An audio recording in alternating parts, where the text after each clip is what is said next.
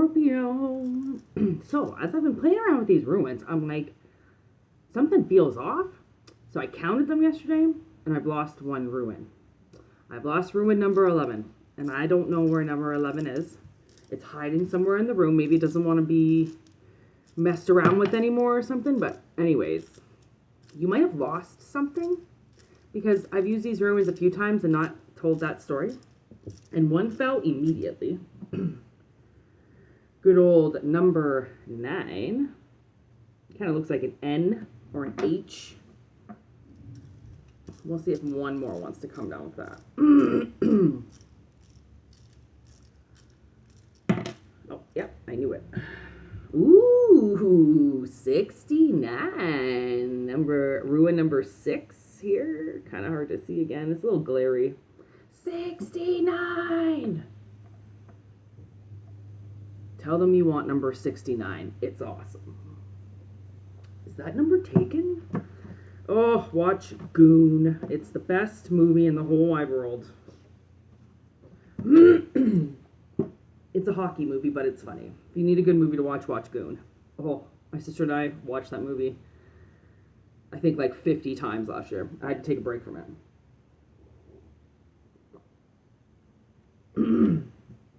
Yeah, it starts off with "fuck you, Oshawa," and I'm actually from Oshawa, so it's so funny. Anyways, okay, I don't know if you know where Oshawa is, but pretty sure there's only one of them. Okay, so 69, we've got creativity, inspiration, vitality, nature, wrath, being tested. Ooh, this being tested ruin came out yesterday.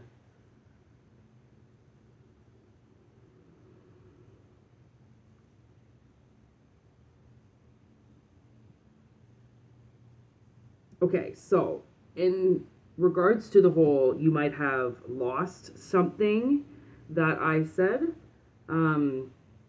what I think these ruins are saying is I think these ruins are talking about if you did lose somebody or something, you know, it's telling you, or it's asking you, or the world is wanting to know how you deal with your wrath. So, I mean, if you can get over getting mad, it really changes a lot of your life. Like, and actually, somebody came into my dreams last night. A buddy of mine came into my dreams last night, and I knew the reason why I dated him and the reason why we were friends for so long, because we both had this massive overload from when we were kids still weighing really heavily on where we were today. And he actually, I bet you this is why he was in my dreams last night. So he was molested really bad by the neighbors in his community when he was a child through hockey. Oh my God, it was his hockey team. Okay, so that's probably why I thought about Goon right away, because it's hockey. So when he was about 6 or 7, he started getting really badly molested by all the coaches. And nobody believed him because they were all part of the neighborhood, and his parents didn't believe him, and his mom didn't believe him, and nobody ever believed him. And then it turned out that this guy thought he was gay because he didn't know how to deal with his emotions towards what he had went through. Anyways, he ended up, when he was ready, when the world knew he was ready, he got stuck. Well, not stuck. He wasn't stuck, but the one main pedophile got stuck on a bus with him. And I said, "What the fuck did you do?" And he goes, "Whitney, honestly," he goes, "I walked up to him, I sat down. He couldn't go anywhere because they were trapped. He was stuck on a bus. Like, it's not like you can just yell at the driver to pull over, right?" And I go, "Did you fucking rip his head off?" He goes, "No, actually." He goes, "I just told this man about how much he destroyed my life. And that he made me think I was gay, and that, you know," and I go, "You seriously, I mean, this guy turned out to be a cop, okay? That's how much this ruined his life, right?" I don't want to say his name because I'm never going to, but anyways, I said, like, you know, like, obviously you were ready. And he goes, "You have no idea. It took me 20 years to be ready to sit and be composed and talk to that man." And he goes, "When I was done," he goes, "the guy didn't say a word the whole time. And he goes, "When I was done, I got up, I walked away." He goes, "I've never felt so good." And like this was a guy who used to just kick the shit out of people because he had so much rage in him, because so much misjustice. Nobody ever believed him. Nobody did anything for him. So he had to create a life on his own where he became a cop and a superhero and started taking down the bad guys himself, right? Taking justice into his own hands. Well, the world knew that he wasn't mad anymore, which is why he put that man right in front of him. Sometimes when you're angry, you're going to get hurt, or you're going to hurt somebody, and then you're going to get in trouble because they want you to get in trouble because they think that they didn't do anything wrong. They think, a lot of parents, a lot of adults, I shouldn't say parents, it's a lot of adults, feel like they have the superioration over kids, that they're allowed to do whatever the fuck they want. Like they're invincible. And they are not. Anybody that touches a child, abuses a child, when you die, you go into a whole other dimension. And it's the child dimension. And those kids that you fuck with you. And that's the way this shit works. And I know that people love to believe that it's never going to come back around. No one's ever going to hit them. They've got enough money. I'm fucking Epstein. No. Yeah, that coward took his fucking life. Like people won't be able to live with what they did to you. Even though they feel like they can. So you might come across somebody, Scorpio. You might come face to face with somebody. You might come face to face with a fucking motherfucker that pulled a fucking gun on your head and you go, where's your gun now? We're going to sit and have a little chat about this. Because what's the point in kicking somebody's ass? Say I was watching Sons of Anarchy last night and fucking somebody gets jumped. And the cop's like, well, what are you going to do about it? You going to go and jump them now? You going to go cause a mess? You going to go kill somebody now? Just for fucking some type of redemption? Like, are you going to shut it down? You know, you're going to keep getting mad and causing fights and hurting yourself? Or are you going to choose the upside? Or use your words. You realize once you use your words, so many people will run away from you because it was easier to say that you freaked out and that you were the threat, right? It was you that was causing problems. When you come at them and you use your words, now you can hear the real excuse as to why they didn't want to talk to you, as to why they said that you were always in wrath. Well, you're not in wrath. A child is not in wrath. A child is not angry for no reason. A child is not sad for no reason. I used to sit in my room. My sister and I were talking the other day. I used to sit in my room when I was 8 years old, listening to the Tea Party, bawling my eyes out for something I had no idea why. Children are not sad. Something makes them sad.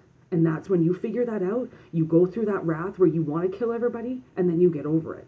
Because it's your life now that you've got in the driver's seat. Nobody else.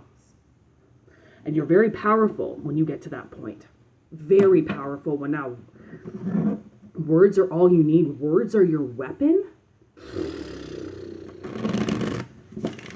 I'd like to see those people try to make an excuse about you now. I almost did a polygraph test because I was like, really? You think I'm lying? Oh, okay. See you when you die. Never take your eyes off of me. Oh my gosh, you have no idea how much I love Under Oath. Under Oath is my favorite band. They're my favorite people. Aaron holds the most special place in my heart in the entire world. And I'd have to say, if I take Under Oath off my Spotify, my sister always tells me that Under Oath knows, and then I have to put them back on again. I can't live with Under Oath. Like, there are some things that you just can't live with. Don't take them away from yourself, especially if you've had trauma. Leave those indulgent, beautiful things in your life. Look at that. As I'm talking about the lovely things, 9 of Cups. If you've been through some shit, man, and some serious blockages because you were mad, oh, that's the ultimate blockage card right there. This is all under the deck. This is underlying information that you don't know about. Things that are in your tree, in your roots, in your foundation. Okay, you realize that's the same sun right there? I never noticed that. That's the same sun right there.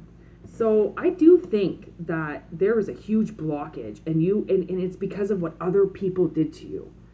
Other people attacked you. They attacked your character. They attacked your heart, your integrity, and then they left you in that empty carcass. They took the good parts of you, they left all the bad ones, and then said, work with that. Well, you can work with that, right? People were so mean to you that the world doesn't want to the world doesn't want to see you get in trouble. You realize that? That's what this is about. We don't want to see you get in trouble because you have every fucking right to take some action into your own hands. You have every right to cause some anarchy because where's the justice? But just know it does exist. It just, people can bounce through it and they can juggle around it because it's 3D and they can make spells and curses and boundaries and hexes to get that shit away from them. So then they don't have to deal with the consequences of their actions.